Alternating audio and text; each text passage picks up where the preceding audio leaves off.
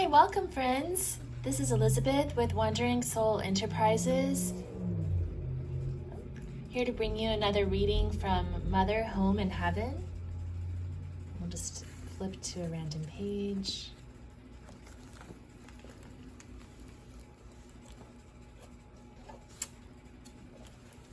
Interesting. Okay. Babies and Their Rights by M.E. Sangster. A baby has a right, too frequently denied it, to be let alone. It ought to be a rule in the nursery never to disturb the infant when it is happy and quiet. Older children, 2, 3, and 4 years of age, who are amusing themselves in a peaceful, contented way, ought not to be wantonly interfered with. I have often seen a little creature lying in its crib, cooing, laughing, and crooning to itself in the sweetest baby fashion, without a care in the world to vex its composure, when in would come mamma or nurse, seize it, cover it with endearments, and effectually break up its tranquility. Then the next time, when those thoughtless people wanted it to be quiet, they were surprised that it refused to be so.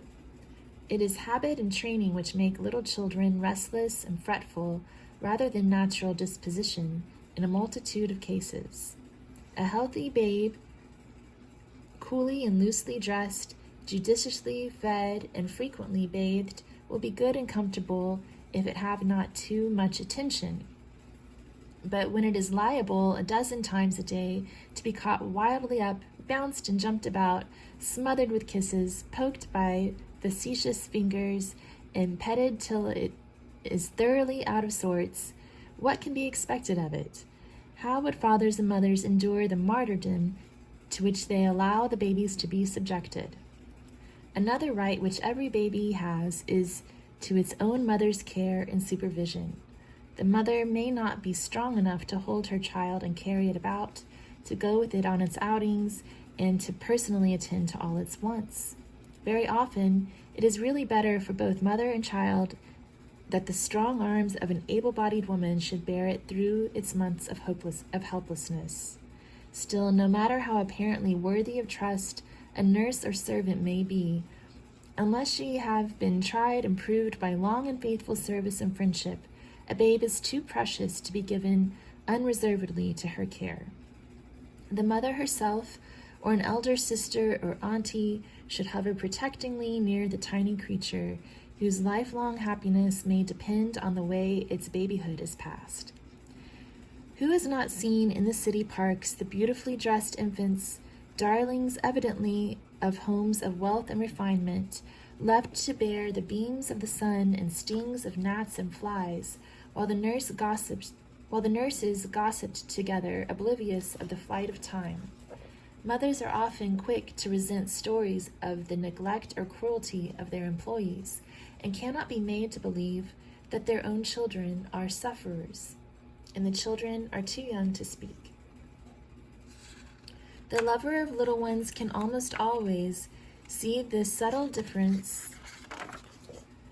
which exists between the babies whom mothers care for and the babies who are left to hirelings. The former have a sweeter, shyer, gladder look than the latter. Perhaps the babies who are born, so to speak, with silver spoons in their mouths are better off than those who came to the heritage of a gold spoon. The gold spooners have lovely cradles and bassinets. They wear Valenciennes lace and embroidery, and fashion dictates the cut of their bibs and the length of their flowing robes. They are waited upon by bonnies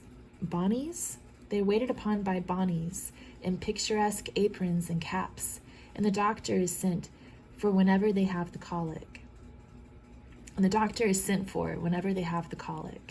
The little silver spooners, on the other hand, are arrayed in simple slips, which the mother made herself in dear, delicious hours, the sweetest in their mystic joy which happy womanhood knows.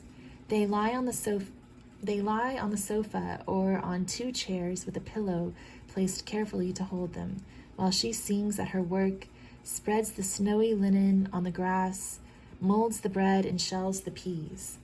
The mother's hands wash and dress them. The father rocks them to sleep. The proud brothers and sisters carry them to walk or wheel their little wagons along the pavement. Fortunate babies of the silver spoon. Alas and alack, for the babies who have never a spoon at all, not even a horn or a leaden one. Their poor parents love them amid the squalid circumstances which hem them in, but they can do little for their well-being, and they die by hundreds in garrets and cellars and close tenement rooms. When the rich and charitable shall devise some way to care for the babies of the poor, when New York shall imitate Paris in founding an institution akin to La Crèche, we shall have taken a long step forward in the direction of social and moral elevation.